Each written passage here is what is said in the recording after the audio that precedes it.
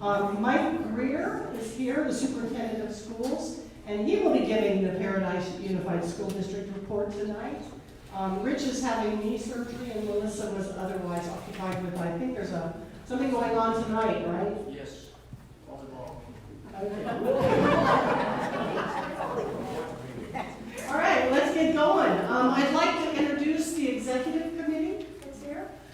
We have John Stonebreaker up here. Stand up so people can see him. Here we are. Donna Bristol. Dave Willoughby. Patty Simmons. No. All righty. These are the folks that you can talk to about anything related to this. To our meetings, if you want to get on the agenda, you have questions. The executive committee does a lot of work and then are real updated and can keep you informed. Let's start with a quick executive committee report by John, and let's use the mic. So the executive committee met last week and we discussed a number of things. We talked about Tammy and her newspaper and gave her permission to live feed or record and call video on demand this meeting for everyone who can't physically be here, displaced people or other people who just have conflicts. We talked about those guys down the road and the impediments to rebuilding in that part of town. We helped set the agenda for both this meeting and the next meeting, trying to fit in everybody who wants to come and talk to all of you people. We talked about potential roadway improvements and tree removal, and anticipating the upcoming fire season. We talked about the possibilities of turning the abandoned golf course into a park and the work that's being done in that area. We talked about getting the DeSable Community Center across the street up and running. There's been unfortunate developments there. And we talked about having an anniversary commemoration and celebration on November 9th for all of us who survived to celebrate, where we are and the progress that we've made. Cool. Thank you, John. Thank you. Lori? All right, now Lori's going to talk to us about the emergency, what Senator Nielsen needs from us. Okay. At prior meetings, we've talked about the need for emergency services on the ridge. And one of the impediments to that was there's a state law that prohibits having a standalone emergency clinic. In other words, emergency clinics have to be part of a hospital. So Senator Nielsen has offered a bill, SB 156, to allow an exception, basically, and the bill is written with Magalia in mind. I mean, it's very, very specific. So this bill's been sailing through, but has now, it's coming up for a vote on the assembly floor, the state assembly floor, and it's hit a little bit of opposition from concerns from the governor's office and the health committee. So what we're doing here tonight is we're going to be passing around a letter with places to sign to show community support for this, because we really need an emergency room, and a standalone emergency room is better than no emergency room, in my opinion. So that's basically that. And so when you see this clipboard coming by, there's a pen attached. Please sign it if you feel so inclined. The only other thing that Supervisor Tier wanted me to say was that he's been working on getting FEMA to reimburse for tree removal. And he's really been pursuing that. And that was, in point of fact, part of his discussion today with Senator Feinstein. He said it was a very good discussion. So, You have a question? I do. I was just wondering what the concerns were in regards to the emergency room. I don't have the specific concerns. So it may be something about the setting a precedent of the standalone.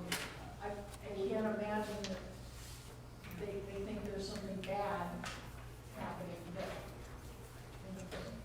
yes. Is there a difference between an ER and urgent care? They stand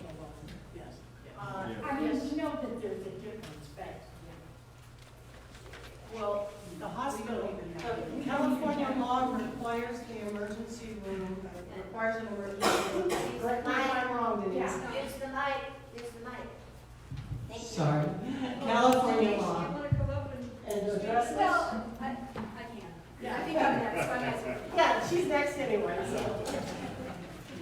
Yeah, Denise Gunderson, 30-year resident of Vidalia and former, sadly, nurse at Feather River Hospital for 20 years. I don't know the specific thing. I'd really like to find that out, and I am going to call to the clinic, either to Bev Robson or Mons Jensen, who's really pushing for this. So the question was an ER versus an urgent care. An ER, there'll be magnetic resonant imaging, there'll be a computerized tomography, there'll be access to, if it's an acute event, they have a helicopter pad there, they can have someone from Enlo up to the helicopter pad within 10 minutes to get stroke, anything out. So that is like some of the big differences with it. Urgent care, it's like you cut your finger or you break a bone or you have a sprain or ear infection, basic stuff like that. So it's a higher level. I was at a meeting about 2 weeks ago with, it was a town meeting in Chico with Nielsen, Gallagher, and Lamalfa, and at that point, 2 weeks ago, they were very positive about this ER going through, so I'm a little anxious. There's always someone who's going to throw a squeaky wheel in, so hopefully they'll be able to resolve this. Those three guys, those three politicians are really, really pushing it, and they all seem really positive, so fingers crossed. I'll go ahead with my little spiel here. We had, again, Medspire Mobile Clinic. It's a free mobile clinic of local Paradise Magalia people, mainly Feather River Hospital employees that have been giving free basic medical care to residents here on the Ridge since March. We had a clinic in Counsel on the 25th. We were in the, actually I've never been there, it was a pretty cool building, the historical schoolhouse, and we were all considered that total luxury because it was inside, air conditioning, and we've been doing parking lots and pop-ups since March, so we felt we arrived. We didn't have as many patients as we had hoped, but we kind of expected that given the community. Counsel is a very self-contained community. They're used to relying on themselves. A bunch of folks come in with badges and a T-shirt, says free medical care. They all like, who are you people? But we did see some patients. We got some people reconnected with primary care. We have mental health there, which we are trying to have with every single one of our clinics because we're finding people come and they say, oh, I have a cough, but I really want to talk. And that's what, we get it. So we really, at the last 3 of our clinics, we've had mental health people there, and it's really been utilized. We also are having an insurance specialist who helps with Medicare and Medi-Cal, because some people that we're seeing, they don't have insurance, so he will sit down with them and get them hooked into insurance. We did go up to their fire resource center at the hardware store, and they told us they're seeing between 30 to 50 people a day still coming through for water, food, and clothes and things. So there is a need there. So, we kind of said, hey, we're here, come see us, and they said, oh, we're fine, which, again, I kind of expected. We did, like I say, we did get some people reconnected with healthcare, and we are working with the loveliest 85-year-old gentleman whose dentures burned up in the fire, and we're going to get him a new pair of dentures. Small successes. For Medspire, this last month we received our 501c3 status, which makes us officially a nonprofit, helps us with fundraising, just kind of starting to connect out into the community more. Our next clinic day will be September 14th from 9 to 1 at the Magalia Pines Baptist Church. We're hoping to partner with the Lions Club, who do some vision screening. So again, that seems to be a real need. The other, we we are going to have a clinic in October. I would really like to have it closer to the end of October because I feel as we get closer and closer to November 8th, that's going to be a real trigger for people, and we're going to try and have a little bit more mental health representatives with that next clinic in October. Again, it's going to be hard, I think, for a lot of people. I did volunteer in August with the California Care Force. That's also a mobile clinic. It makes our clinic look this big, and theirs is huge. That is a giant operation. They saw 1,200 people there in Silver Dollar Fairgrounds, mainly vision and dental. They had 50 dentists in the big exhibition hall, and they were just world. It was a lot of need. Most of the people were campfire survivors, and that was kind of nice, and they were very appreciative. All free care, no ID, no nothing. You just come and your need, they get you in. Their next clinic will be in Grass Valley in January, so there'll be a little bit more about that. The Feather River Yard, I'm going to talk to those people tomorrow because I'm really anxious to hear what's going on. So, yeah, any questions? Thank you. Okay.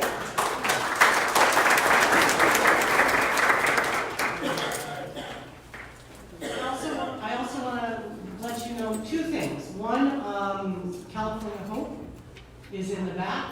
Wave. Hello.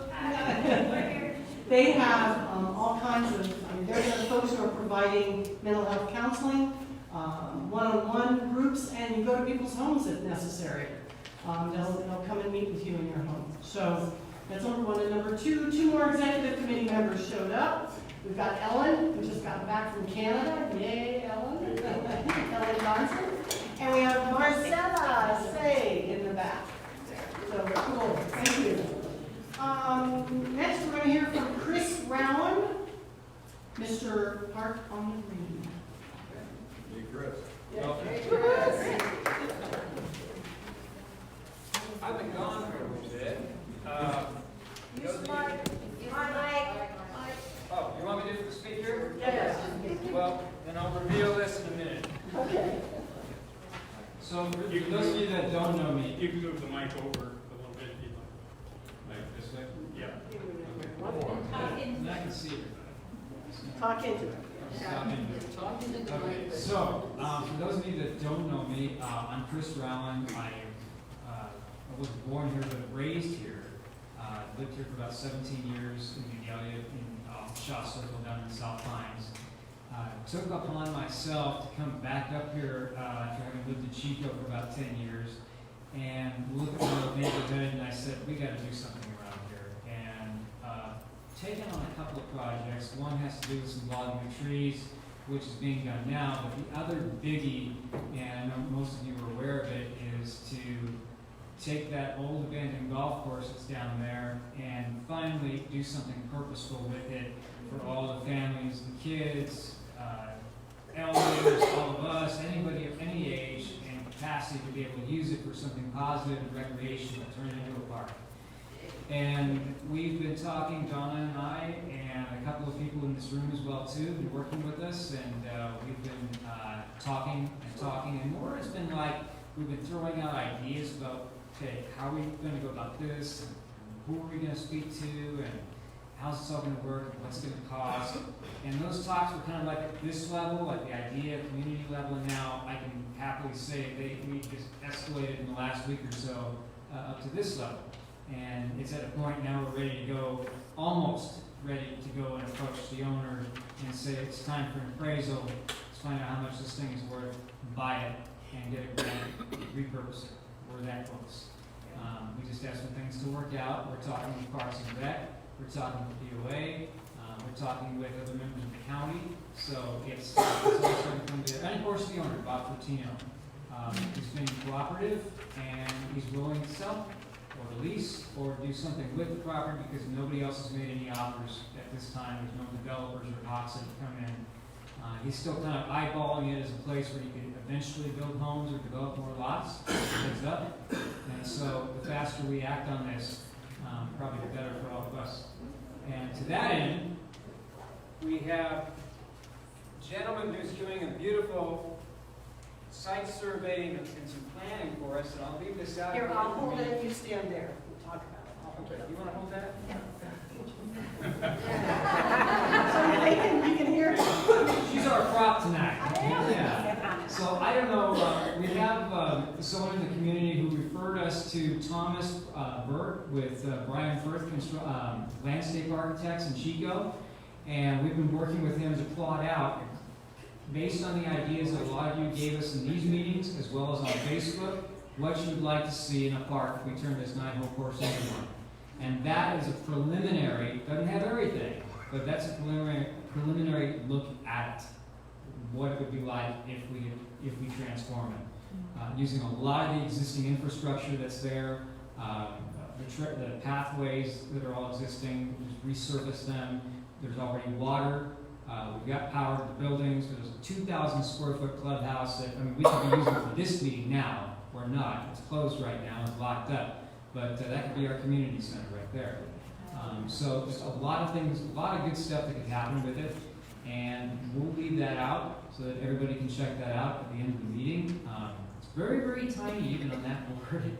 But it's really cool what they're putting together for us. So we really appreciate that. We also had an ADA assessment. Thanks, Donna. How about if we put it, like over here, you can come and look at it Yeah. afterwards? We'll put it up over here.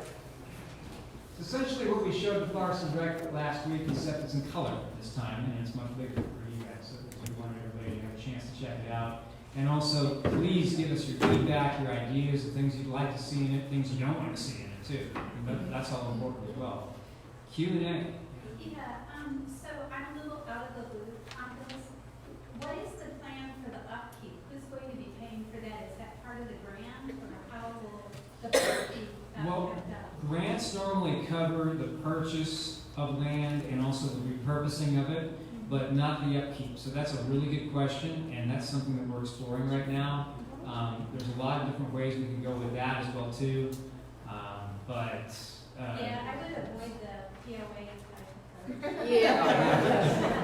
of. That's my leanings as well, same for Donna. So, you know, we're weighing it all out. We're trying to see, you know, what we can come up with. We're talking about donations, foundation. There are a lot of people that have supported us, for example, with the GoFundMe page where we did our site assessment this summer for the ADA, the Americans with Disability Act, because we needed to have somebody come out and actually look at the property and see if we had too many challenges to deal with it. And the good news is that we don't. It's not a big mountain. They were actually keeping up on it very well up until the point it closed. So it's in better shape than we thought. There are some things that need to be taken care of, but a grant, again, would take care of that. As far as the maintenance, yeah, that's something We're working on it. it's in talks. I had heard that they had already bought the Lake Ridge property for a park previous to the mention of this as a park. Is that gonna throw a ringer into this? No, it shouldn't. We've had a talk with them last week about that, and you know we've been aware all along of their plans to do that. This is going to be in addition to. So whatever they want to do on Lake Ridge is fine. This is a totally different kind of park where you have passive recreation. They may be looking at doing some other types of activities up there. Also may take them longer to get a grant. We don't know. We might beat them to it. They might beat us to it. Whichever else. Either way, you know, we'd love to have 5 parks up here. So, you know, if they're going to have one on one side of the skyway, we'll have ours in the community. You know, this is just my opinion, but I hope you figure out the maintenance before you go forward with this. I would hate Oh, to see, absolutely. yeah. Yes, yes. That's priority. Yeah, and that's something that's. Let me just add to that. You want to add to that? Yeah. That's the number one issue on the table for an acquisition grant. They want to know. And it's part of the discussion with Parks and Rec, that the community could support it for a few years and then perhaps do an assessment to maintain it. But nowadays, we're also meeting with the Trust for Public Land, and nowadays, a lot of parks are being privately owned by the community, and they bring in a management company, and you know, to like maintain it. But one of the things we will be creating is, let's call it Friends of the Park, Friends of the Park on the Green, And we'll be working with the community to raise enough money to do that. But we have to have, we've got that, we actually wrote a proposal that we submitted to Parks and Rec. And in it, we wrote a 3-year plan for maintenance and a budget, and, you know, we're very aware that's the #1 issue everybody keeps circling back around to, so. I'd also like to just point out that, by the state laws, we're supposed to have a park up here. There's supposed to be a certain number of parks per number of residents. And we never had a park up here. And yet we're paying into the park district, and all that money has been going to Parks in Paradise. And while I wouldn't begrudge Paradise any of their parks, I think we need a park.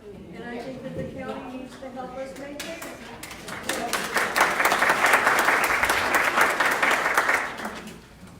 Okay. Any more questions? Thank you, That's Chris. the report. Yeah, thank you.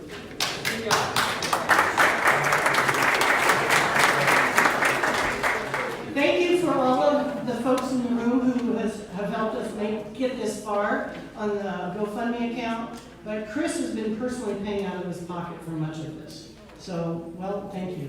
Thank you, Chris. All righty, Tammy.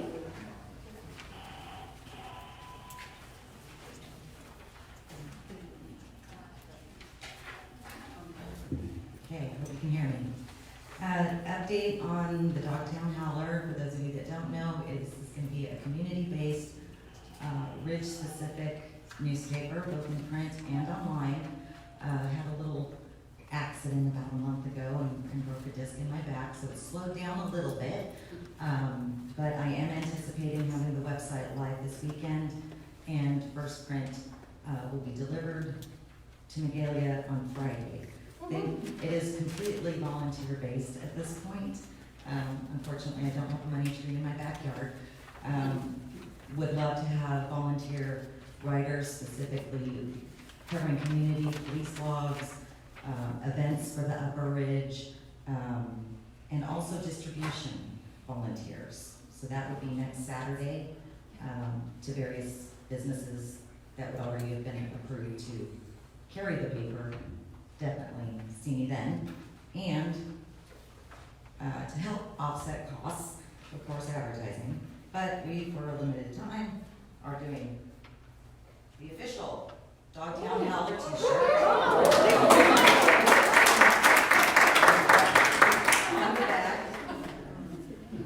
If you're any Game of Thrones fans out here, little back history that little girls got ready to go into battle, and what did they tell the gods of death? Not today. So as survivors, we are all here, and not today campfire. I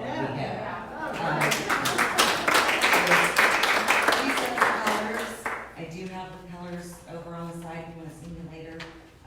Just running it 3 weeks, and then it would be about a 2-week process before I have them in hand. So how much? $20.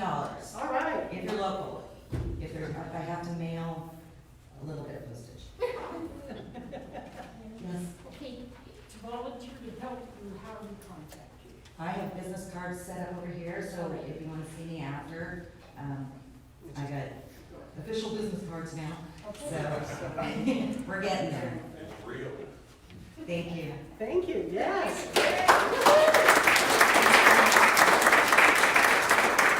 The pastor here is an amazing techie. I just took a picture of that, and he's about to put it up there. Yeah. Well, we'll see, now that you got it going. In the meantime, while he's doing that, Chris, we forgot to talk about the planning committee. We're putting together a planning committee from anyone who'd like to help us take the park to the next step. We need a lot of heads. Yes! And so see Chris or myself afterwards if you're interested in joining the committee. All righty, who's next? Janet. You're going to read the, do you not want me to? Do you want to read it? You want me to? Sure. Okay.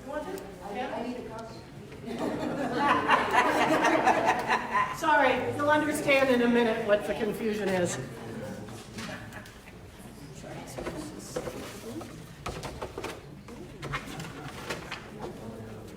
Okay.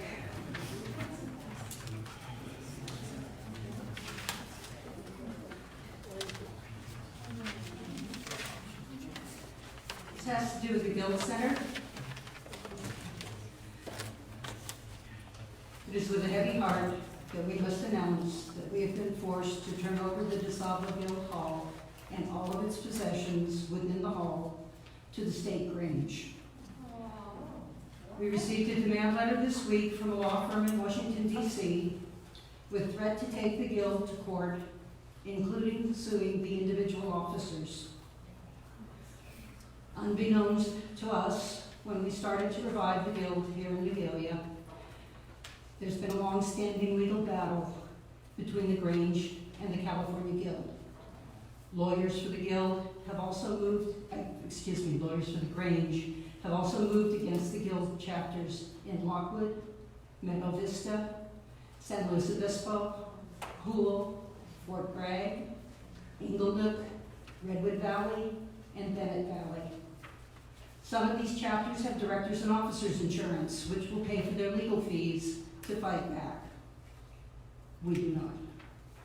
Unfortunately, we do not have insurance, and we do not have the resources, either financially or emotionally, to fight this in court, even though we believe the community owns the DeSable Guild Hall property. Back in 1947, residents here bought the property and paid to build the hall itself. So we are taking this action under duress. Should a future court action prove that the Grange does not have a right to our property, we will demand that they return the DeSable Guild Hall to the community. We are turning over the keys to the building on Friday, tomorrow, August 30th at 10 a.m. They gave us 3 days' notice. 10 a.m. in the Rayleigh's parking lot, we're turning the keys over to Lillian Booth, Secretary of the California State Grange. Everyone who paid for a guild membership will be receiving a refund in the next couple days. Our original idea was to create a community center. This setback has not changed our commitment to creating a vibrant and active community center for all of us. The board of directors for the newly formed Upper Ridge Community Center has met.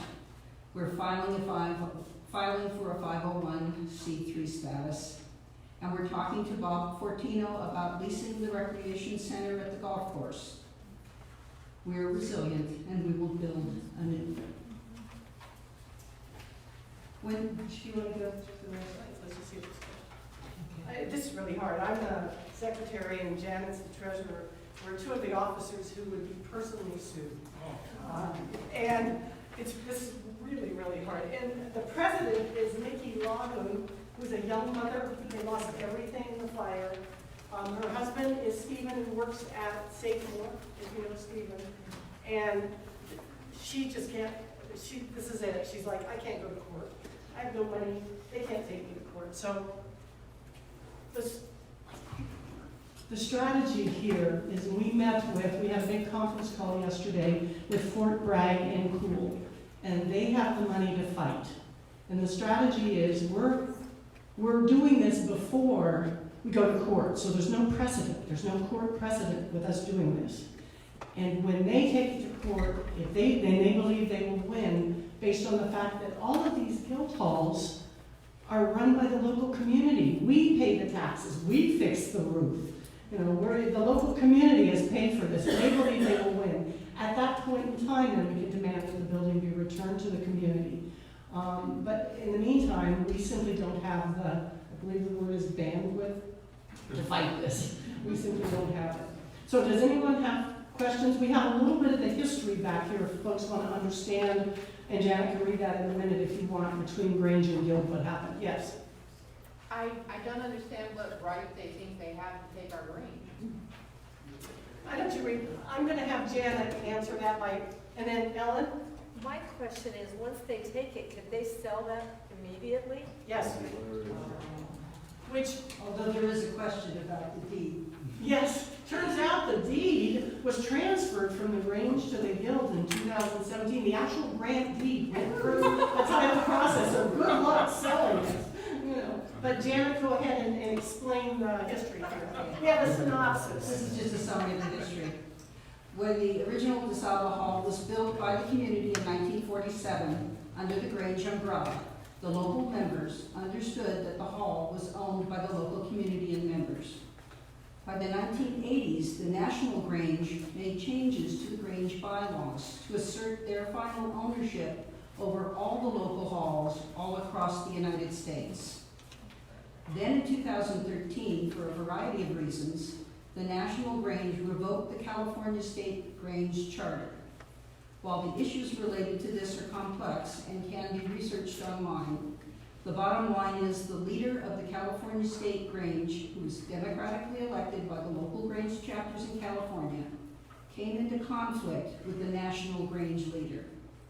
When the National Grange demanded his resignation and wanted to appoint a new leader, the local California Grange chapters objected to what they saw as an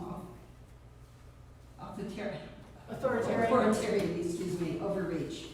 The California State Grange incorporated as a separate corporation entity in 1946, then renamed themselves the California Guild, while keeping their corporate status intact. There are 89 local halls in the California Guild. The National Grange has filed numerous suits, with the National Grange enacting almost 2,000 court actions against the California Guild since 2013. The last round is to sue individual chapters for their properties, and that's where we are. When is the court date? They have, there's numerous court dates. Yeah. Yes, Yes. Ellen. Is the grant deed that was given to the Grange recorded? Yes. Well, they're gonna have a hard time selling it without clearing that up. We hope so. There's some irony here. I just have to share this one little tiny detail. Fort Bragg has been trying to serve this Lillian Booth, who's the secretary, for a long time in a countersuit. So we're going to be serving her tomorrow when she picks up the keys.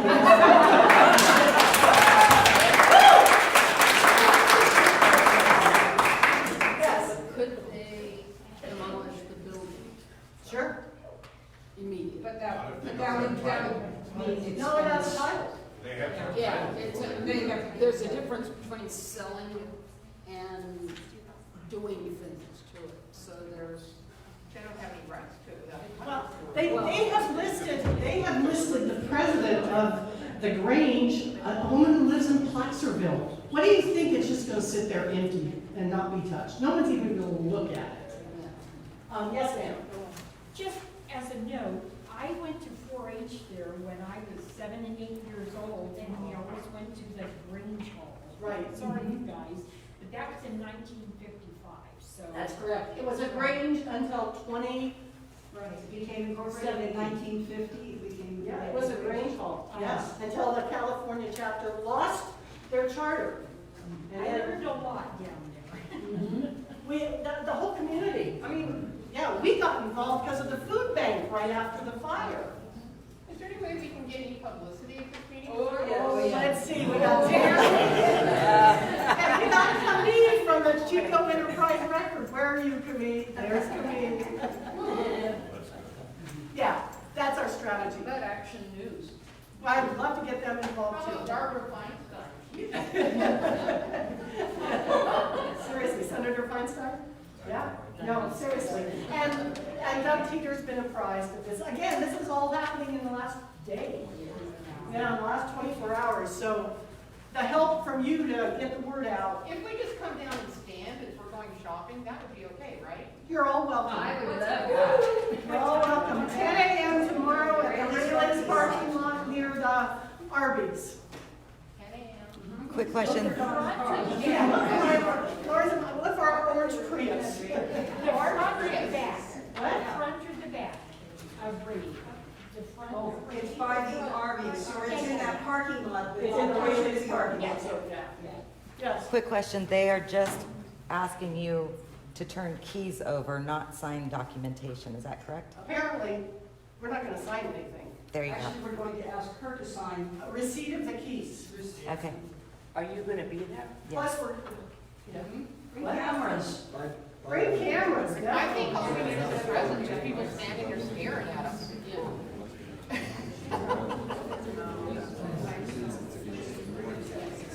Ooh, that's good. That's good. So, I mean, the good news was the roof is basically fixed. Phil Howard fixed it, it's just got some shingles that need to go on there. We paid the taxes. We took down a tree that was dead, a huge ponderosa that cost us $1,800. Janet's gotten all the tax status, all of our IRS forms are current. I mean, we were in the process of getting everything in order to open it back up again. And they moved on us. Part of the feeling is, by the other guild halls across the state, is that they're picking the most rural and most vulnerable ones first. And that's us, we're the campfire survivors, we don't have a lot of resources, and here they are. Yeah. They don't know Magalia, do they? Okay.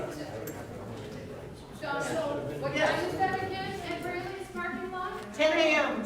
tomorrow in Rayleigh's parking lot. Join us. Arby's. Look at the Arby's. It's in the Rayleigh's parking lot in front of the Arby's. Orange Prius. Orange Prius, look for the Orange Prius, join us. Okay, before we move on to, my report on the festival. Is it Dr. Mons? I'm sorry, Denise, there you are. How do you pronounce your last name? I'm not a doctor. Okay. It's Jensen. Jensen. Okay, would you like to perhaps answer one question? There's a letter circulating at the request of Senator Nielsen in support of the ER bill. And it's back there. The question came up that we couldn't answer. What is the objection of the governor's office and the Department of Health? Can you speak up maybe? Can you come up here? Yeah, because this is I'll important. understand that. Okay. I'm not aware of any official objection. Okay. So we're just asking for letters of support from any and all community organizations to stack the deck, so to speak. Okay. So the vote will be in the next few weeks, is my understanding. So if you hadn't mentioned it, I would have mentioned the letter, so that's perfect. Okay. Thank you. So any of the others of you who represent kind of official organizations here on the Ridge and would like a letter in support of the emergency room, let me know and I'll make sure you can participate in that. Thank you. Thank you very much. All righty. Who are the members here of the Ridge Lives On Upper Ridge Celebration Planning Committee? Anybody here? We've got a few of you here. Joan, Lori, John, Marcella, Janet. Okay. You're welcome to join us. We'll get out word on when we're meeting next. But what is happening is November 9th from 10 to 4, Magalia's going to have a fair. Yeah. And it's November 9th, Saturday, November 9th, because Magalia burned on the 9th. We burned a day later. So from 10 to 4, we have two venues. Bob Fortino's already given us the golf course, especially up front, with the parking lot and where there's trucks right now. We're going to have to talk to you folks at Del Oro about the trucks and all of that. But, and then Cedarwood's under discussion right now as well. And we're looking at booths. We're looking at artists, crafts, organizational booths. We're looking at food trucks. We've got 3 music venues already. We have the Hot Pots with Phil Howard. We have the Revels. And they called us, by the way, Butte College Orchestra Ensemble called us and said, we'd like to play at your fair. And we're like, yeah. So it works for us. We'll have a children's center with, a jumping castle, bouncy castle. Bounce house, thank you. A bounce house and a program throughout the day. Anyway, we're working like crazy to get it set up. I just had a meeting this afternoon with members of the Paradise City Council and the Chamber and the Rotary Club and North Valley Community Foundation about finding an umbrella fund for all of us. So each of the events happening in Paradise and here in Magalia would be covered under this umbrella, because we're going to need to buy insurance, buy rent porta potties, have a tent, things like that. We're going to need some money. So I got a couple questions. Yes, ma'am, and then you. Do you have any vendor applications and or ways that artists, booths, artists, just all that? Give us a week. And yes, we will. We just nailed the name down. But we will need vendor applications and absolutely food trucks. I'd love to introduce those out to the people that I have. Oh my gosh, you are a key. All right, come see me afterwards. Because one of the questions I had in today's meeting is, who is someone who knows all of these people? And that's you. And you were you're part of the main planning committee in Paradise, both of you. Correct. Part of the main planning committee in Paradise. I'm also doing a key project for you all. So the other cool thing is Megan? Are you Megan? I'm Megan. Megan is Bridget?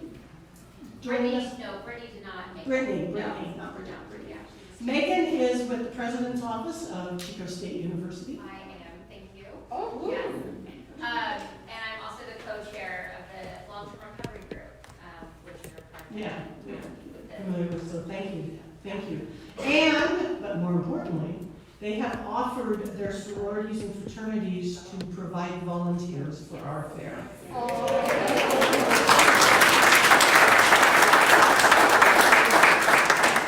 And we've asked for the ag majors in the ag fraternity, those big farm boys, we're gonna put security t-shirts on them. We'll talk risk management before. Okay. Yeah. We just would like a present. Yes. We just like them walking around. Anyway, any more questions? Someone else had a question? Yes, I ma'am. was wondering, I was writing while you were talking, so I wasn't sure, did I hear food trucks? Yes. Okay. Food trucks, and if someone wants a food booth, I'm sorry I don't have my notes. There's a woman who does cupcakes. You all may know her. She would be interested in having a booth, selling cupcakes, and we're like, yeah, that's cool. So, any other questions? Yes, ma'am. The children one, if you know anybody who does face painting, that's always popular. That is. We're going to ask the Zone Project. Oh, there. I run Duke County Art on Wheels, and I just want to offer to do that. Oh my God, thank you. And it turns out CMA Church has a party truck full of all this stuff, including the castle. So we're going to talk to them about the party truck. And the Zone Project has been running the Children's Center at a couple of events. They're part of this as well, right, Patty? Yes. Okay. Yes, ma'am. I'm the president of Chico Art Center, and so we, one of the reasons we'd like to know the specifics for the artist booth is we can put it in our monthly newsletter. Oh my gosh, yeah. Thank you. So afterwards, would you come find me and I'll get your information and we'll keep you in the loop. Again, we're just pulling everything together. Thank you so much. Oh my gosh. Yes. The Gold Nugget Museum, Days of Living History, went under, and there's a lot of people that were counting on doing that work. So there's quilters and all sorts of people that were kind of counting on that might be willing to come and do this. That's a great At idea. about the same time. Can you figure out the contact on that and get to me with her? I'll look at it, I can't guarantee anything. Okay. I have some other contacts. Thank you. Those other contacts are great. And David Zink, yeah. He's part of the team as well. Thank you all so much. Okay, all right. Ridley, here you are. Welcome. This is Ridley Ott from Public Works. Yep, my name is Bradley Ott. I'm sorry, Radley? Yes. I am so It's an sorry. unusual name. So I'm with the Public Works Department and kind of had a short notice. I've got a couple highlights to give you guys and open up for any questions and answers. So Upper Centerville Road, we had two road slip out failures. One's kind of down lower by the bridge and one's up higher.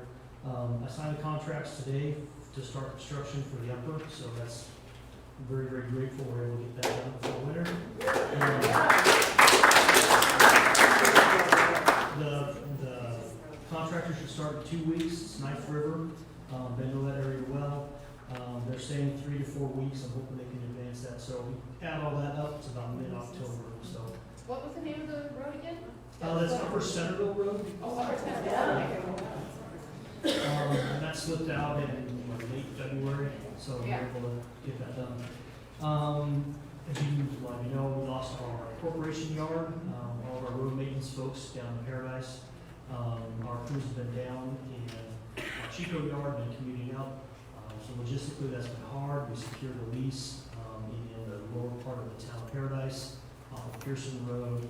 A couple of weeks ago, I think we finally got the keys. We're still investigating some different locations up on the ridge. I think there's a lot of, talking with our crews, there's a lot of, it's really strategic to be up on the other side of the dam for up here too. So no promises, but we're still looking at different options there. Waiting for the insurance money, trying to figure out how that's going to work. Let me see. Another new thing for the Public Works Department is this past spring we secured a snowblower. It's the first time we've ever done that. And if you guys live up north of here, you know that it gets pretty deep. So it's a boon for us. So with that, I'll open up for questions. Yes, ma'am. Do you guys have any plans for Garland Road? What do you mean by Doe Mills, I guess. Getting across, for those of us that live above DeSable, that's the way across to Forest Ranch. Okay, and it's a gravel road, and that bridge is, I believe, is a BLM. Yes. That's a chunk of BLM, yeah. It's a lousy gravel road. Yeah, it's a lot to maintain. I think we put a lot of effort into it this past winter when the evacuations were still up, but nothing, we don't have plans to pave it, I'm sorry. But improvements as in more gravel, better maintenance, anything? Yeah, I think that's continual effort with gravel roads that are kind of constant maintenance. Is that county? The gravel road, yes, ma'am.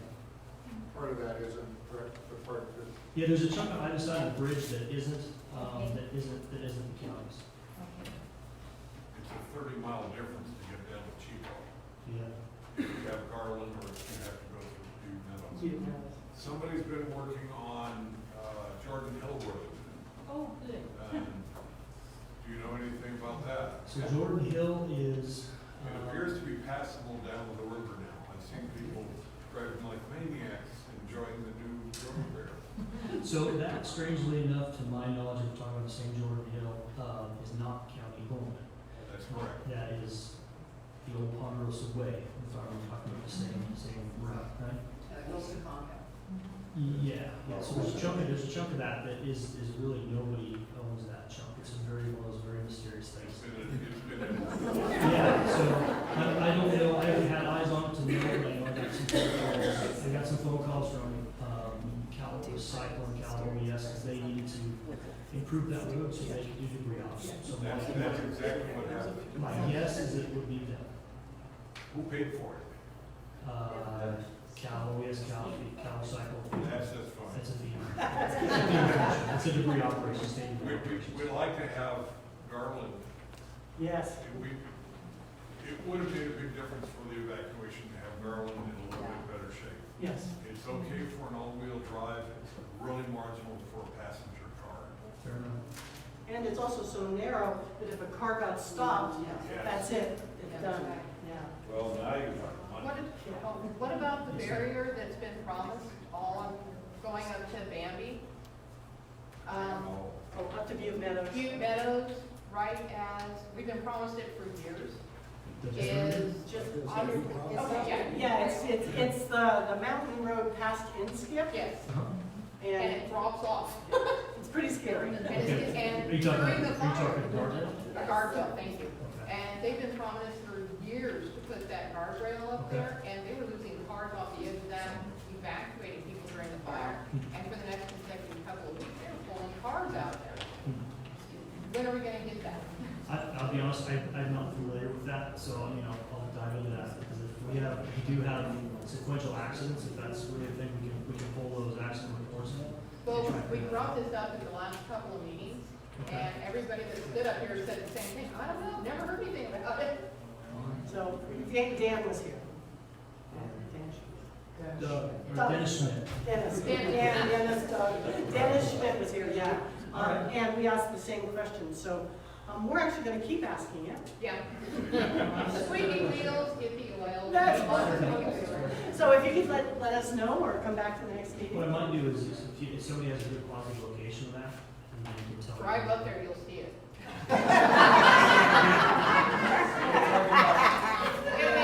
You need to go see Les. It makes Honey Run look like 32. Are you talking about the winding part of the, Yeah. of the 4-inch skid?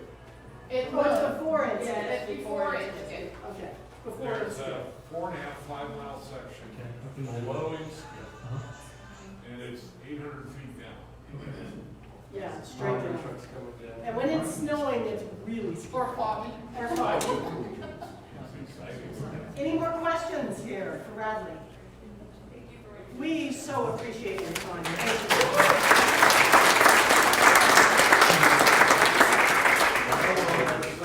Is Wade here? Wade, no one's here? No, I'll be. All right, come on up. You're I'll gonna be be the Wade tonight? informer. Okay. The Butte County Fire Safe Council update. My name's Darrell Wilson. I'm the chairman of the Butte County Fire Safety Council. Here. I know there's been some questions about the emergency radio station. We've got the money, the funding to put it in Magalia, and it's been out for about a year and a half now. The reason being is I tried to contact some people. The people that supply the station is in Chicago. And so they were going to contact people on the West Coast, and I was going to let them in and see what's wrong with the station. They think it's just a couple of fuses, but they're special fuses. So. And in the meantime, I had to get some more funding, and then the fire hit, and I've had other priorities since then. But to give you an update, the Fire Safety Council is conducting what you see as you're coming up the hill after the dam at Magalia. We hired loggers, and they're the ones that are taking out all those trees. On both sides, both sides of the Magalia Dam. And that's in conjunction with PID. And that's phase 1 and 2. There'll be another phase that will go further down on the Magalia Reservoir, further up, excuse me, and get those dead trees out. Now, before the fire hit, we did a big project that cleared a lot of underbrush, vegetation, ladder fuels, and that saved the lake. So, and then we did another project down on the middle school and Pine School, and that saved the Pine School. Yeah. And so we do have some documentation that our work that we've done is working. Yes. The problem is.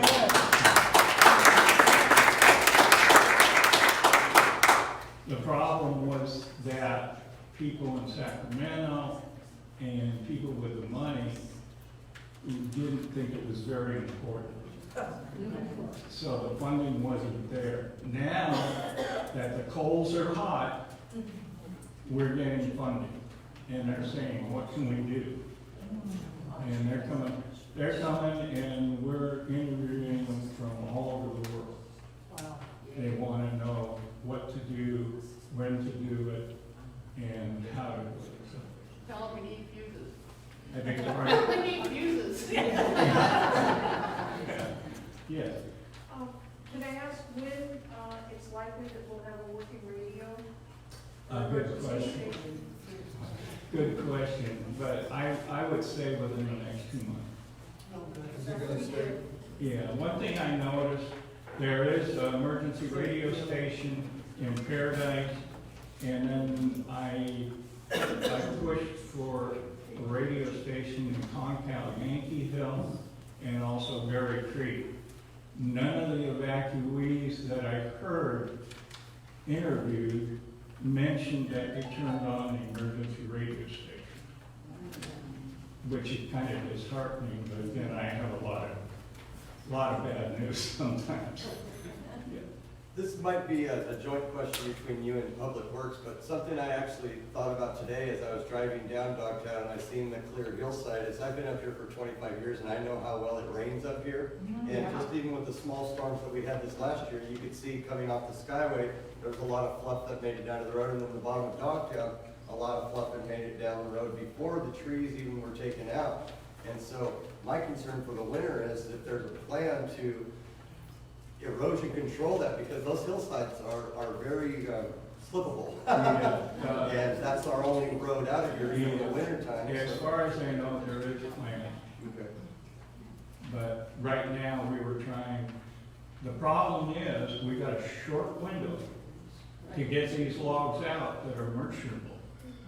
And we can sell them. What we're doing is they sign over the ownership of those logs to the Fire City Council. Then we pour that money back into the project. So it's, I guess you call it money laundering.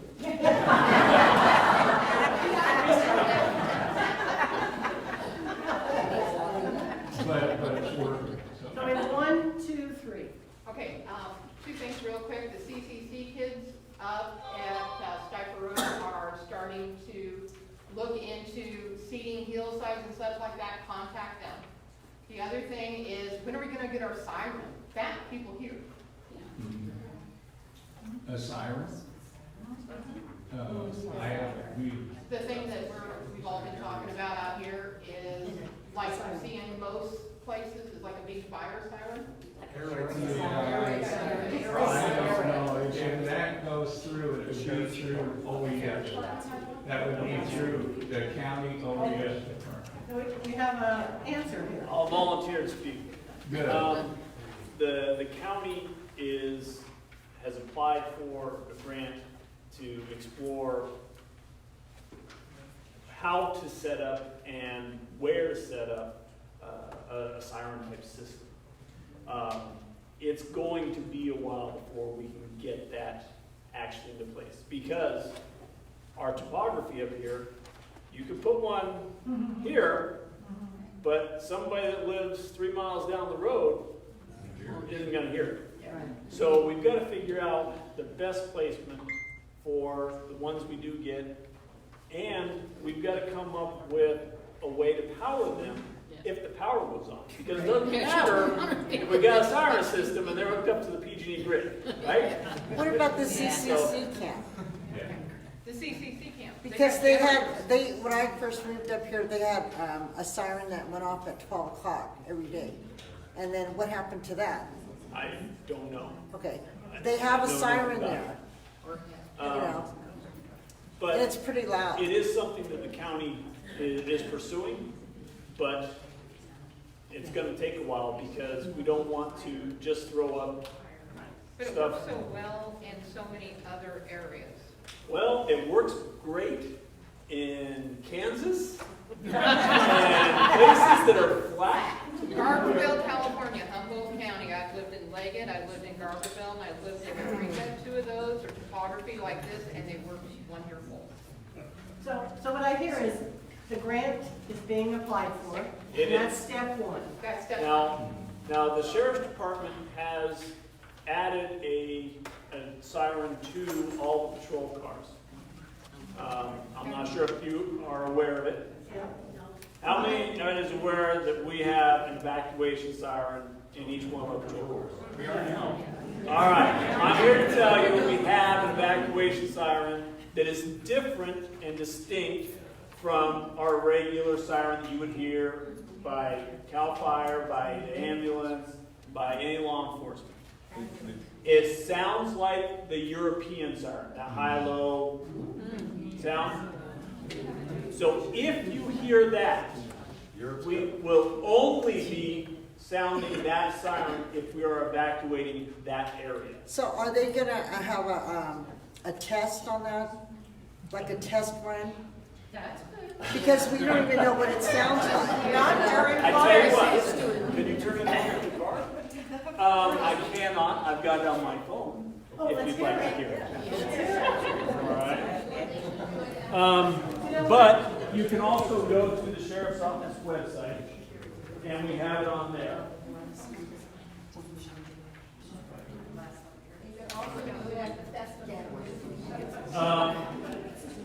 Have any of you gone to the sheriff's office website? I got a question. Yes. When they had the drills for the fire, you know, they had fire drills a couple years back, you know, and then they should have something like a mock drill. They have mock like DUI, stuff like that. They should have a mock fire thing so everybody knows what it sounds like, you know what I mean?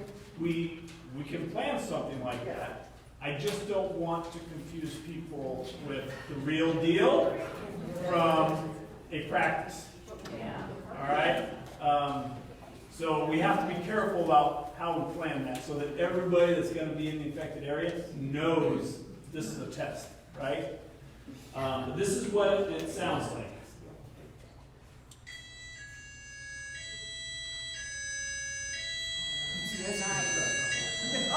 So if you hear that, now that, all that says is there's problems. And you gotta get out. It's not gonna tell you whether it's a fire, whether it's a flood, an earthquake, you're not gonna know, tornado, you're not going to know. Lessons erupting. That's going to be up to you to try to get the information. We turn on his radio channel. Turn on his radio channel, turn on your radio, turn on your TV. Well, and PG&E's out at that point. Yeah, PG&E's out, go to your car, turn on your radio. There you go. All right? Let me get 1, 2, 3. Go ahead. Okay, so 4, 5.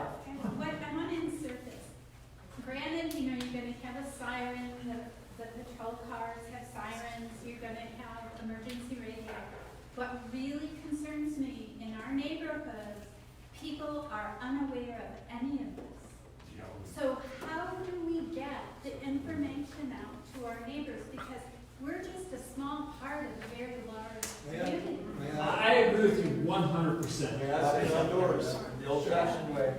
All these things we're coming up with are not gonna take the place of a next-door neighbor going over and checking on their neighbor. Yes. Okay, I don't care what you put up, it's not gonna help. But it needs to be more organized than that, because there are people in our neighborhoods who do not drive. They I are understand. dependent on family and I serving the understand. city.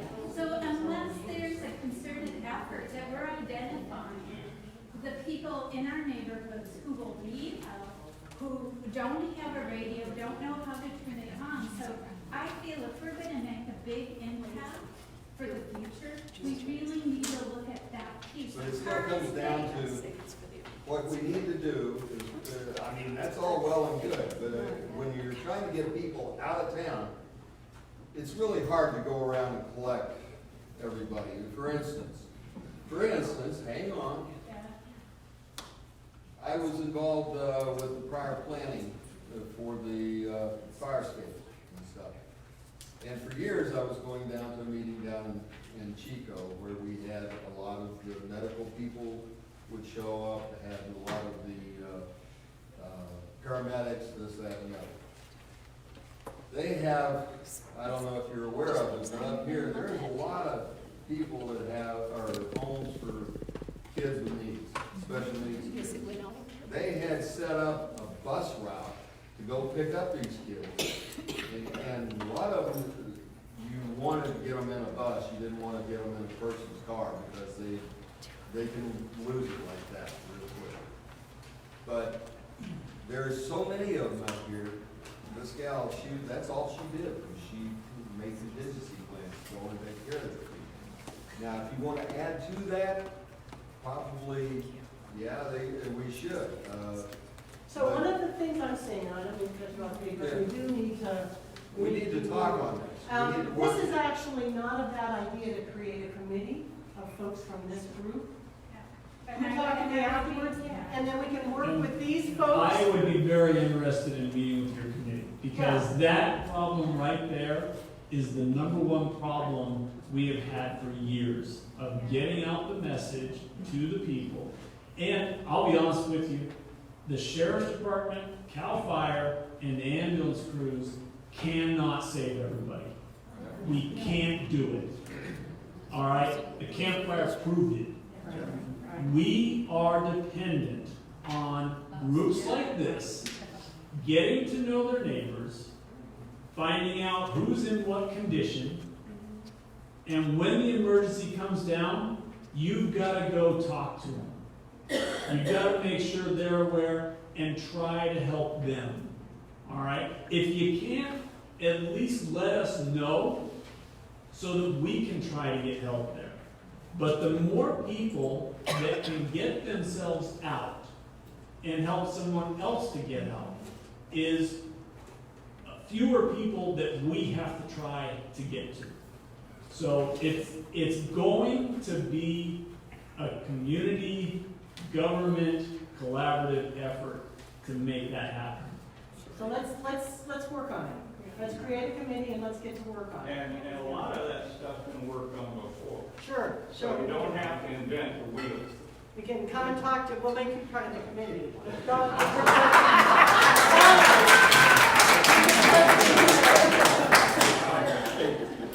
ahead, just a second. Go ahead.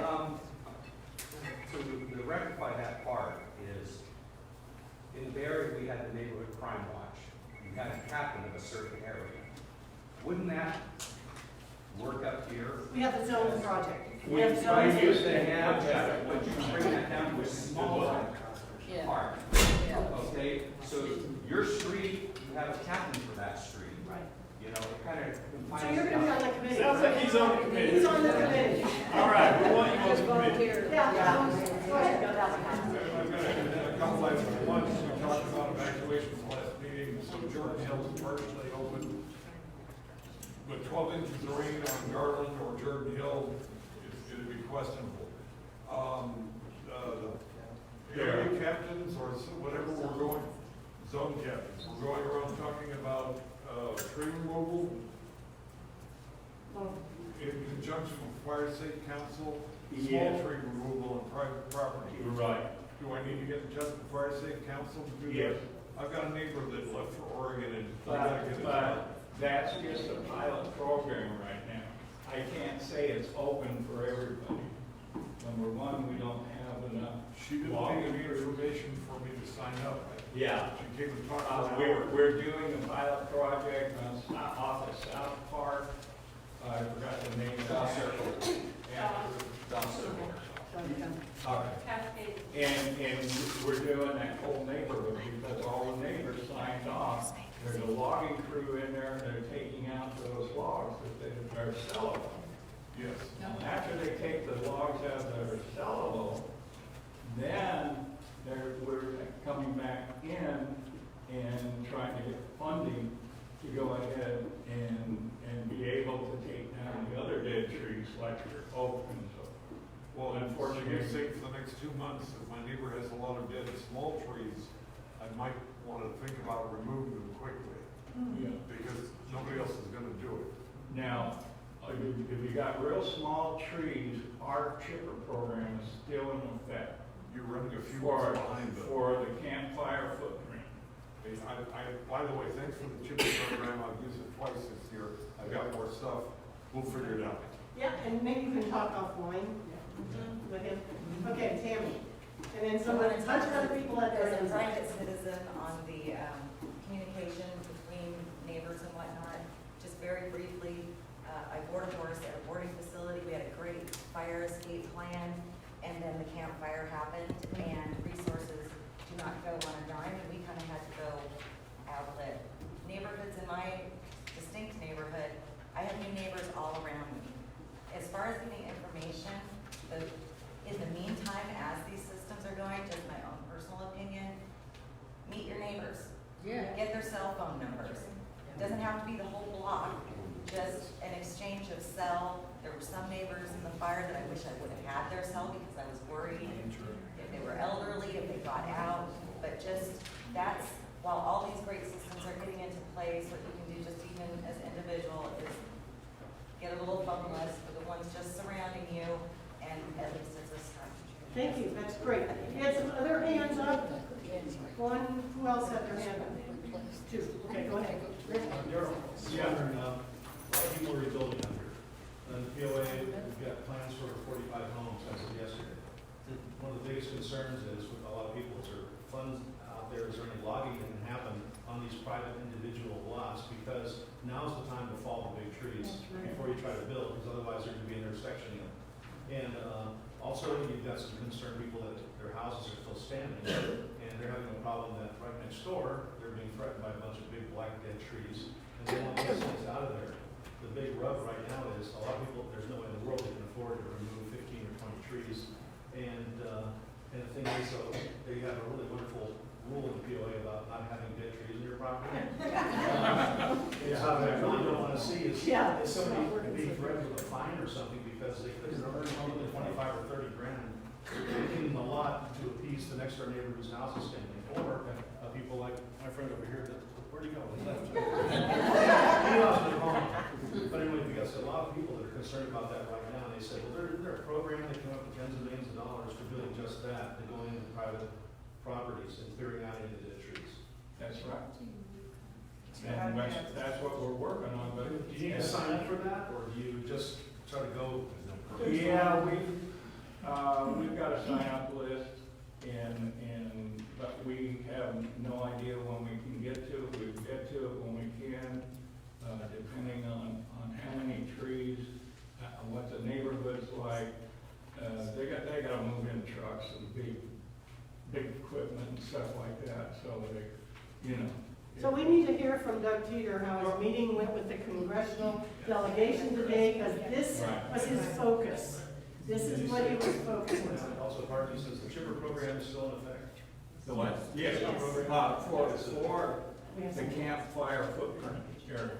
Okay, yeah. Outside the footprint, like up here, where it hasn't been burned, the chipper program will start in November. What is it, 6 inches or less? I beg your pardon? Is it 6 inches or less for chipper? It should be. Is it bigger? Okay, 3 more comments, that's it. Finish up. I'm sorry. The chipper program, people aren't aware of this. If you still have a lot of brush down those small branches and stuff, and as long as you can put them up to the street, Wind Road, so that they're parallel, they can come by and they can take and squirt this stuff out on your property, which also helps erosion control. And it's a terrific program, and I applaud you guys for doing it. Thanks for all the guys who what you're doing. And no way to get a haircut. Yeah. Yes, sir. Can you confirm that the Fire Safe Council has contracted with the POA to work in the green belt? Thank you. I saw an email last week from Tabor Nelson at Fire Safe that said they were working on Cascade and Shaw. Yeah, Wade calling for us on that one. Yeah. So you're confirming it? I'm not. You're not.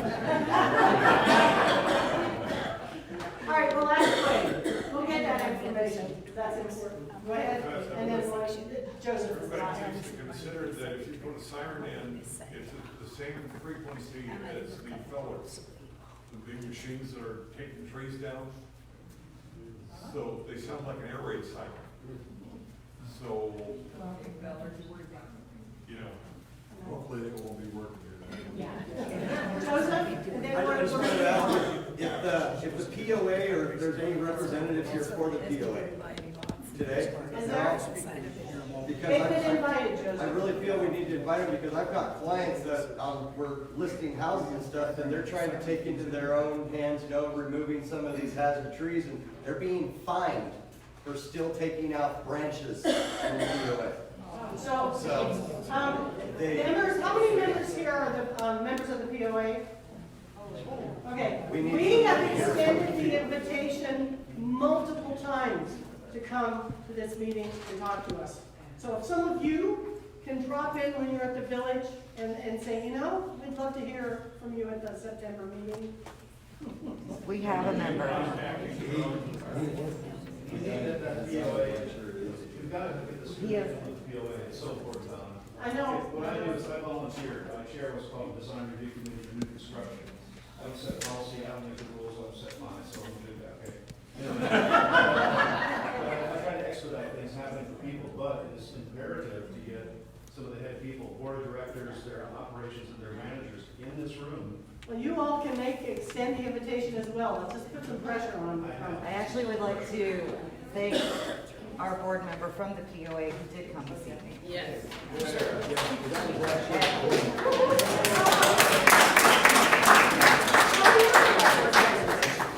You're a representative. I am a board member. I was recently added to replace a lady who was burned out. So I have a temporary position for re-election.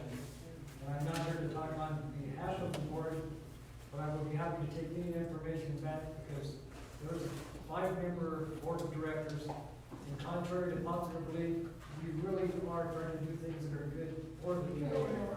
Okay, so, The most important thing we want to do is heal the hatred, because there's a lot of people that like us, there's a lot of people that hate us. But you know what, there's a lot of good things going on, people give us a chance. okay, so we'll get you on the agenda. Someone will come and report on what's going on.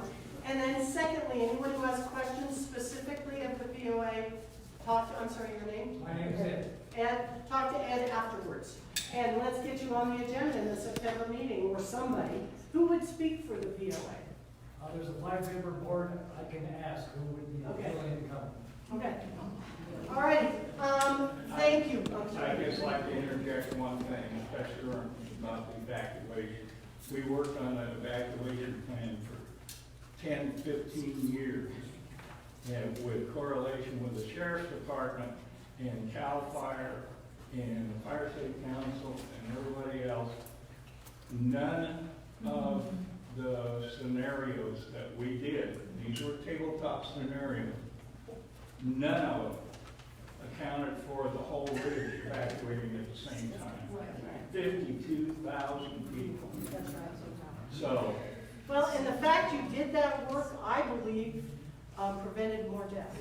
So, yeah, and then the 2008 fire was a learning practice that we not only, we got to get away from the two-way street, and we went one way. So, all right, so thank you both. Thank you so much.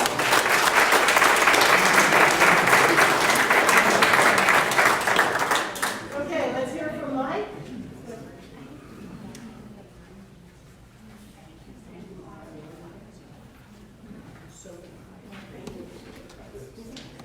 All right, Mike.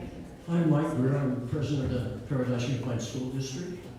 I'm going to make it, the time really short, really brief, to catch up a little bit what's happening, what's going on.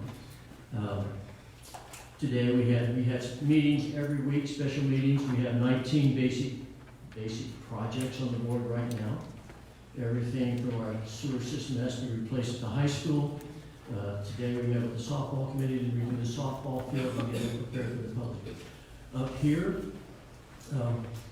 with our 2 schools, now this first I heard about Cedarwood as a possibility. Yeah, First of all, I have not heard that yet. But I want to reassure you that the school district is part of the community. We'll do whatever is necessary to help this community. It's like the letters. I'm going to take up those letters to our schools to have, medical assistance up here because our kids, our parents need it. And so we'll do everything we can to do that. Right now we have at Pine Ridge, which is our K-6, but we do have our Ridgeview, which are older students there, until Ponderosa is repaired. We figure probably 8 weeks because we went to turn electricity on and the whole system was fried. And so we have to do all the electrical, everything with that. And then we have one main beam in one of our main buildings that has to be replaced also. But we figure in 8 weeks we'll be able to move our alternative high school back down to Ponderosa. Right now, it seems to be working out all right up there. with it. We visit it all the time. Pine Ridge is the only school in the district that is not at capacity or above. Every other school, it has more students than we anticipated. We anticipated about 30% of our student body would be here, up here on the ridge. It's closer to 47%. We had 300 students show up at the high school that we did not expect. Another 100 at Paradise Ridge Elementary. So we are really impacted. We have extra ones at Cedarwood. And so we have a lot of movement that we're doing the next couple of weeks. One of our big issues that we are having is our transportation of our students. And the main reason for that is we don't have bus drivers. We have plenty of buses. We are transporting 800 students a day. Okay. And that's 800 in the morning, 800 in the afternoon. Okay, so we are doing a lot of transporting the students. One of the nice things that happened, thanks to our legislators and Congressman off, is the fact that we are now considered rural. And there's something to take into consideration here is that we are now eligible for rural grants for the Department of Agriculture that will be doing a lot to help us with transportation and everything else. We're going forward with all of our major projects. We're going to have ups and downs with it, but that's basically where we're at right now with it. There's a lot of students, fantastic staff, administrators are doing a phenomenal job. We're making sure we have mental health for a lot of our students and staff are on site at all times to help out whatever is necessary. I will fill any questions you might ask. Yes? It's not so much a question as I want to address the busing, because in my neighborhood alone, little girls have been left at the side of the street and not picked up. I'm familiar with that. And Okay. at the school today, when I went to pick up my granddaughter at the bus stop, they were a half an hour late because they forgot to get somebody at the school and had to go back and get that Yeah, child. so, some of the issues that we're, and like I said, we are having an issue because of lack of bus drivers. I'm very familiar with the issue that you're talking about. With that one young lady, we had that discussion. We had another special board meeting yesterday that we actually discussed that. We have special board meetings, it seems like, every week to take care of issues, because transportation is a big part of it. So we have just came out to get more bus drivers and told people, hey, we don't care what it takes to make sure that our kids are not left. We need somebody there to make sure we get them.